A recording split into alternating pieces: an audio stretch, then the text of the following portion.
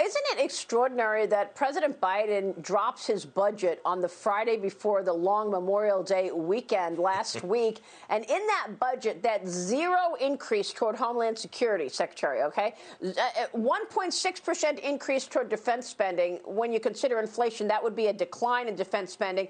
And yet there's $4 billion that he wants to allocate toward these Central American countries, sending them $4 billion. Is that going to help them, bribe them to tell their people, don't try to cross the border? Maria, it's not going to do a bit of good. That money will end up in the hands of corrupt cartels. It'll end up in bad places. I can tell you where it won't go. It won't go towards humane policies that prevent people from leaving those countries and coming to the United States. The conditions down there are terrible, and a little bit of money from the United States isn't going to solve it. It is ridiculous to think that you can underfund the CBP, underfund our ICE agents, the folks who are responsible for these policies and their implementation, and then set up a policy that rewards people for coming across the border, knowing that if they make some asylum claim, they're going to get to disappear inside the United States. That's the magnet. That's the thing that drives what you're seeing, these now hundreds of thousands each month coming across our border. This is a catastrophe, Maria, and American money going to Central American leaders isn't going to solve this problem.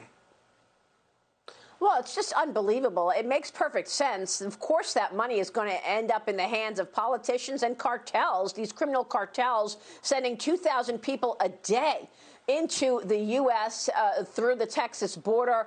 I want to switch gears and ask you about Russia, another issue which you've dealt with so much. President Biden is set to meet with Vladimir Putin next week. This meeting comes amid heightened tensions following Russia's likely involvement in the cyber attack on meat supplier JBS, Secretary. So far we've had two hacks. We had the hack on the Colonial Pipeline. That was Russians. We had the hack on the meat supplier JBS, another Russian. We had this week Russia saying that it's going to remove all dollar assets, U.S. assets, from their sovereign wealth fund. Look, they said that they wanted to make it uncomfortable ahead of this meeting. I guess that's what this is about. Your thoughts and anticipation of this meeting between Biden and Putin? If there's one thing that Putin can understand, it's weakness.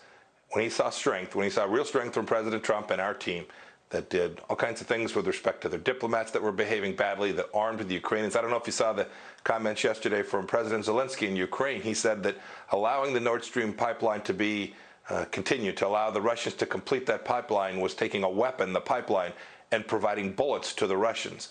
This is an administration so far that has proven feckless with respect to Russia. And if President Biden meets with President Putin and shows weakness, the things that you've seen, these cyber attacks, all of the things that you've seen the Russians do these past handful of weeks, those will only increase.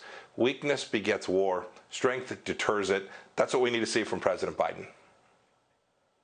I mean, you handed this administration peace in the Middle East. You handed this administration a quieting down on the foreign relations front. And now, all of a sudden, we've got rockets thrown at Israel. We've got upset in terms of China, and we're learning a lot there. And, of course, the border crisis. Real quick, before I get to Beijing and China and this pandemic, let's talk about your trip to Israel. You were with Bibi Netanyahu. Is he out officially? What's the story in terms of this new coalition government, and how do you see U.S. Mideast relations? So, Maria, inside of Israel, there is a new coalition government. It's not fully formed. There are decisions made today and then again at the end of the week that will confirm this government. I think it's likely to happen. But this is a government that stretches from Arab parties to far-right parties. This is going to be a very difficult coalition government to manage. I don't know how long it will last. But what matters to the American people, what matters to the United States, is this deep, long relationship with Israel. They are an important security partner. They're important to Christian evangelicals and Jews here in America for lots of reasons. They're an important diplomatic and economic partner for us. It's why we work so hard to isolate Iran, to build out a coalition, to ultimately get 4 peace deals between Israel and Arab countries. That was really important. It reduced the risk that our young men and women would have to go fight and potentially die in the Middle East someday on behalf of America. That was the right direction of travel, and we've seen this begin to unravel with the Biden administration sitting in Vienna, talking to the very Iranians who are underwriting Hamas, who's launching missiles into Israel, is crazy. It is naive. It's not in America's best interest, and it's certainly not in the best interest of the relationship between the United States and Israel and our Gulf allies and friends. And you traveled so much back and forth to negotiate these Abraham Accords, enabling a normalization of relations between 4 Mideast countries and Israel. Do you worry that the Abraham Accords are in jeopardy as a result of this new administration's stance on Israel? Maria, they're certainly not doing anything to help. But I think the Abraham Accords themselves, I think those agreements came from great leaders and wonderful people who want good relationships and who understand that a foreign policy of driving Israel from the face of the earth is not a sound foreign policy for a Gulf Arab state. And so I think they'll withstand this. But the more the United States cozied up to the Iranians, the more we provide them with billions of dollars, which appears to be what the Biden administration is about to do, the greater risk that those accords will come undone. Unbelievable. All right, let me turn to China, which, of course, is topic A. Beijing is slamming the United States this morning, Secretary, after a delegation of U.S. senators traveled to Taiwan. They went there to discuss the COVID-19 vaccine, national security issues, but China's foreign minister says in a statement that the CCP is firmly opposed to the visit.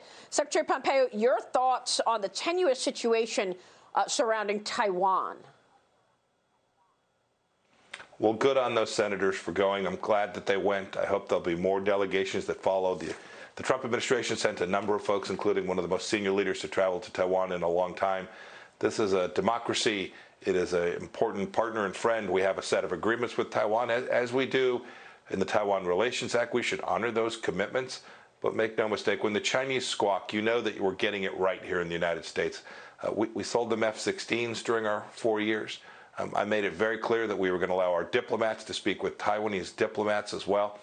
This is an important partner, an important friend, and the United States sending senators to Taiwan, making China mad, should be the least of our concerns. Look, the CCP had a busy 2020, didn't it? After allowing a deadly virus to escape its borders, it invaded India, killing 20 soldiers. It invaded Hong Kong, laid their laws down, started jailing people, and then stealing their assets like Jimmy Lai. Is Taiwan next? Do you expect the CCP to invade Taiwan? Not if we get U.S. policy right, and not if the world unites. Not if we build out coalitions with the Indians, the Japanese, the South Koreans, the Australians, all of our friends. If we get this right, if we make clear to the Chinese Communist Party that it would be unacceptable to do anything that would threaten the democracy in Taiwan, they've promised it. We need to make sure that we provide the deterrence that delivers it. I'm confident we can do that. But if we get the policy wrong, if we are weak, if we show the Chinese Communist Party that they can walk on us, that they can unleash a virus around the world and they'll pay no cost, that they can destroy the promises they made to the people of Hong Kong, they can imprison people like Jimmy Lai, as you mentioned.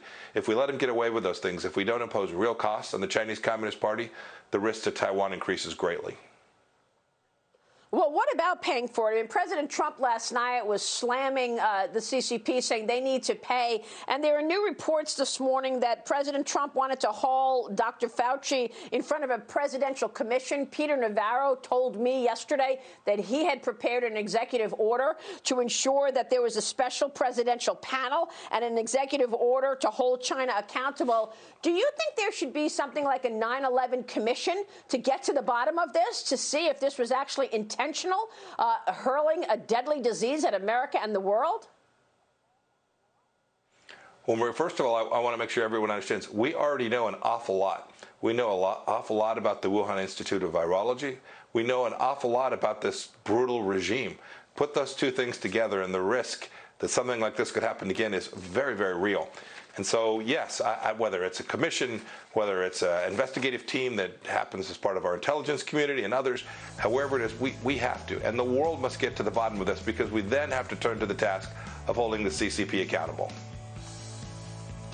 Absolutely. Secretary, thanks very much for all of your work on this and all of Thank you, Maria. Great to see you this morning. Thank you, sir.